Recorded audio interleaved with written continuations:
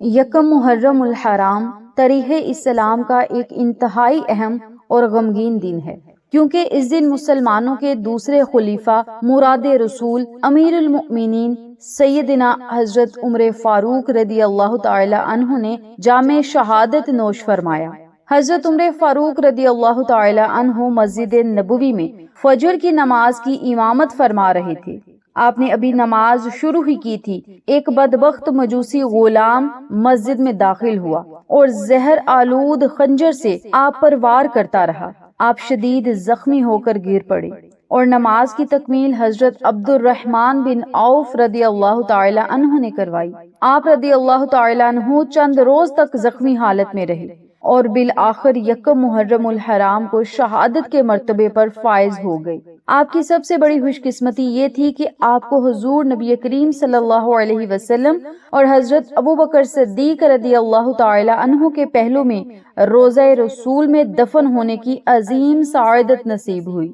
آج ہم سب مل کر حضرت عمر فاروق رضی اللہ تعالی عنہ اور حضرت امام حسین علیہ السلام اور تمام شہدائے کربلا کی ارواح کو ہدیہ کرتے ہیں۔ اصال ثواب پیش کرنے کے لیے آج ہم آپ کو نفل بتائیں گے، نفل کا طریقہ بتائیں گے۔ بہت ہی آسان طریقہ ہے، لیکن یہ نفل بڑے بابرکت ہے۔ جب آپ نے یہ نفل پڑھ کے ان کا ہدیہ شہدائے کربلا کو کرنا ہے، حضرت عمر فاروق رضی اللہ تعالی عنہ کو پیش کرنا ہے، تو انشاءاللہ بفضل خدا دیکھیے گا اللہ تبارک و تعالی تو خوش ہوگا، اللہ کا نبی بھی خوش ہوگا۔ انشاءاللہ بفضل خدا حضرت امام حسین علیہ السلام کے وسیلے اللہ تبارک و تعالی آپ سب کی مشکلات کو آسان کرے گا، پریشانیوں کو دور کرے گا۔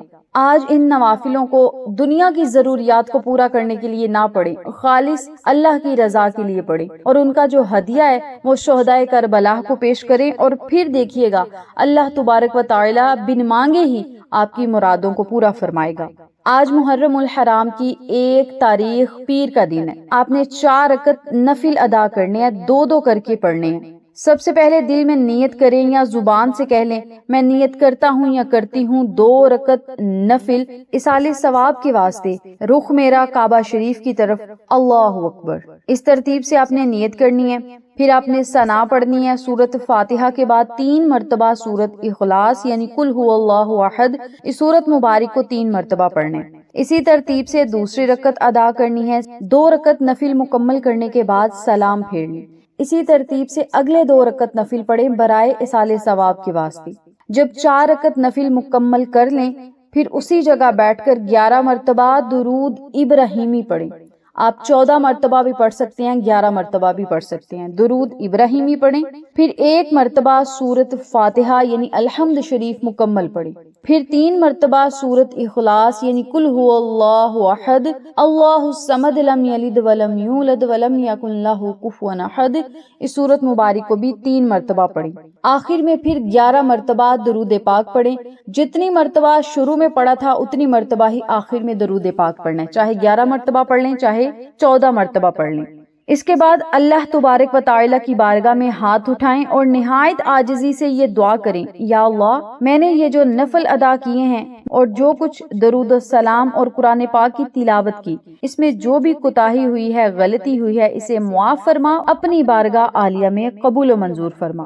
یا اللہ، اس کا ثواب اور ہدیہ نبی کریم صلی اللہ علیہ وسلم کے وسیلے سے سیدنا حضرت عمر فاروق رضی اللہ تعالی عنہ، سیدنا امام حسین رضی اللہ تعالی عنہ، اہل بیت و اطہر اور تمام شہدائے کربلا کی ارواح تجربہ کو پیش کرتا ہوں یا کرتی ہوں، اسے ان کی خدمت میں پہنچا دے اور ان کے صدقے میری دنیا اور آخرت سنوار دے۔ یہ آپ نے کلمات پڑھنے ہیں، اس طرح کی دعا کرنی ہے۔ دعا اپنے لفظوں میں بھی کر سکتے ہیں، اور اپنی دنیا اور آخرت کو بہتر بنانے کے لیے اللہ سے خوب دعائیں کریں، التجائیں کریں۔ ان نوافلوں کو آج کے دن خود بھی پڑھیں اور اپنے پیاروں کے ساتھ ضرور شیئر کریں۔ آج محرم الحرام کی 1 تاریخ یعنی یکم محرم کا دن ہے اور پیر کا دن بھی ہے، تو محرم کے پہلے پیر، منگل اور بدھ کے دن عبادت کرنے کی بڑی فضیلت ہے، اس پورے مہینے کی بڑی فضیلت ہے، اور خاص طور پر اس کے ابتدائی ایام کی بہت ہی زیادہ اہمیت ہے، بڑی برکت ہے۔ عبادت، ذکر و ذکار اور روزہ رکھنے کی بڑی فضیلت ہے۔ علماء کرام فرماتے ہیں جو شخص سال کے پہلے دن یعنی ابتدائی ایام نیکی میں گزارتا ہے، اللہ تبارک و تعالی اس کے پورے سال میں برکتیں عطا فرماتا ہے۔ محرم الحرام کے پہلے 10 دنوں میں کوشش کریں کہ روزے بھی رکھیں۔ سوار، منگل اور بدھ کے دن جو عمل آپ نے کرنا ہے دھیان اور توجہ سے سن لیں، بڑا ہی آسان عمل ہے، دعاؤں کی قبولیت کے ساتھ بڑا خاص ہے۔ اور اب میں آپ کو جو عمل بتاؤں گی، کسی بھی دعا کو قبول کروانے کے لیے، حاجت اور مراد کو پورا کروانے کے لیے، پریشانیوں کو ختم کرنے کے لیے، یا دنیا کی کوئی بھی دلی مراد کو پورا کروانے کے لیے پڑھ سکتے ہیں۔ کثرت سے آپ نے درود پاک پڑھنے، اور درود پاک چلتے پھرتے اٹھتے بیٹھتے اپنی زبانوں پہ جاری رکھیں۔ بہت زیادہ درود پاک پڑھیں، استغفار کریں، سورت یاسین پڑھیں، سورت فتح پڑھیں، سورت محمد پڑھیں۔